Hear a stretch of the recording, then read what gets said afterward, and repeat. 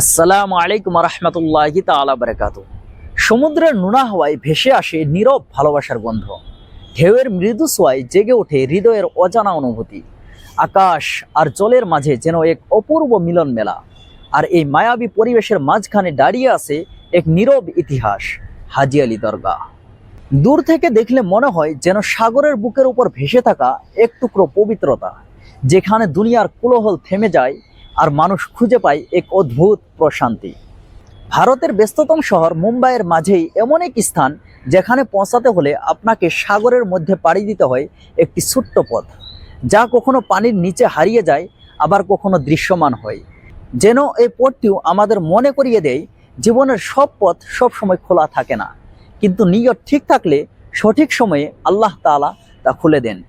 এই দরগাহটি জড়িয়ে আছে এক মহান ব্যক্তিত্বের স্মৃতির সঙ্গে, যিনার নাম সমুদ্রের বাদশাহ হজরতে পীর হাজী আলী শাহ বুখারী রহমতুল্লাহ আলাই। তিনার নামের সঙ্গে বুখারী যুক্ত করা হয় কারণ তিনি বুখারা শহরে জন্মগ্রহণ করেছিলেন। হজরতে হাজী আলী সাহরওয়ার্দী আলাইহির রহমা তিনি মধ্য এশিয়ার বুখারা অঞ্চল থেকে আগত একজন ধনী ব্যবসায়ী ছিলেন। জীবনের এক পর্যায়ে তিনি দুনিয়ার মোহ ত্যাগ করে সম্পূর্ণভাবে আল্লাহ তাআলার পথে নিজেকে নিয়োজিত করেন। ধন সম্পদ, বিলাসিতা সবকিছু ছেড়ে তিনি বেছে নেন সরলতা, ইবাদত আর মানুষের সেবা। সারা পৃথিবীর বিভিন্ন ধরনের মানুষের কাছে হাজী আলী দরগা শরীফ অত্যন্ত বিখ্যাত। এই দরগাহ মুম্বাই শহরের সৌন্দর্য ও খ্যাতিকে আরও বৃদ্ধি করেছে। কেউ মুম্বাই আসবে এবং হাজী আলী দরগাহকে দেখবে না, এটা প্রায় অসম্ভব। ধর্ম যাই হোক না কেন, সবাই এখানে আসে। এই দরগাহের বয়স 500 বছরেরও বেশি। প্রতিদিন লাখ লাখ মানুষ এখানে হাজিরি দেয় এবং আল্লাহ তাআলার কাছে নিজের আশা ও বাসনার জন্য দোয়া করে। হজরতে হাজী আলী শাহ বুখারী সাহরওয়ার্দী রহমতুল্লাহ আলাইয়ের হাজার হাজার মুরিদ ছিল, যারা তিনাকে অত্যন্ত ভালোবাসত। যখন তিনার ওফাতের সময় নিকটে চলে এলো, তখন তিনি মুরিদদের ডেকে বললেন, হে আমার প্রিয়জনেরা, যখন আমার ইন্তেকাল হয়ে যাবে তখন আমাকে গোসল দিও, কফন পরিও, কিন্তু দফন করিও না। মুরিদরা প্রশ্ন করলো, হুজুর, তারপর আপনার দেহের কি করব?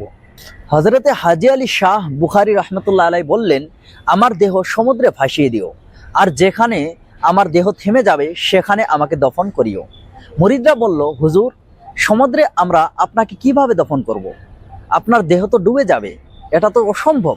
তখন হাজী আলী শাহ বুখারী রহমতুল্লাহ আলাই বললেন, এমন কিছুই হবে না, তোমরা আমার দেহ সমুদ্রে ভাসিয়ে দিও, তারপর আল্লাহ তাআলার কুদরত দেখিও। তারপর দুনিয়া দেখলো, আর আজও আমরা দেখতাছি যে কি শানের সঙ্গে আপনি সমুদ্রে আরাম ফরমা রয়েছেন। এরপর যখন হাজী আলী শাহ বুখারী রহমতুল্লাহ আলাই ওফাত করলেন, তখন তিনার ওসিয়ত অনুযায়ী মুরিদরা তাকে গোসল দিল, কফন দিল, তারপর একটি তাঁবুতে তিনাকে শুইয়ে সেই তাঁবুতটি সমুদ্রে ভাসিয়ে দিল। এরপর মুরিদরা সেই তাঁবুতকে দেখতে থাকলো, আর যেখানে তাঁবুতটি থামলো, মুরিদরা নৌকার মাধ্যমে সেখানে পৌঁছালো।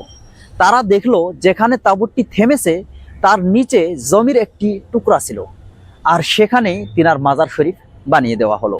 আজ আমরা দেখতে পাই যে দরগা শরীফ আর জমির মাঝখানে খুব বেশি দূরত্ব নেই। এর কারণ হলো কয়েক বছর আগে এখানে মাটি ভরাট করে রাস্তা ও ব্রিজ এবং ফ্লাইওভার ইত্যাদি তৈরি করা হয়েছে। আর এভাবেই এখন এই জমি দরগাহের একেবারে কাছে চলে এসেছে। কিন্তু কয়েক বছর আগের ভিডিও যদি দেখেন তাহলে দেখতে পারবেন যে এই জমি দরগাহ থেকে অনেক দূরে ছিল। আর এর থেকেই অনুমান করা যায় 500 বছর আগে এই জমি দরগাহ থেকে কত দূরে ছিল এবং সমুদ্রের কতটা অংশ পার হওয়ার পর আমরা দরগাহ শরীফ পর্যন্ত পৌঁছাতে পারতাম।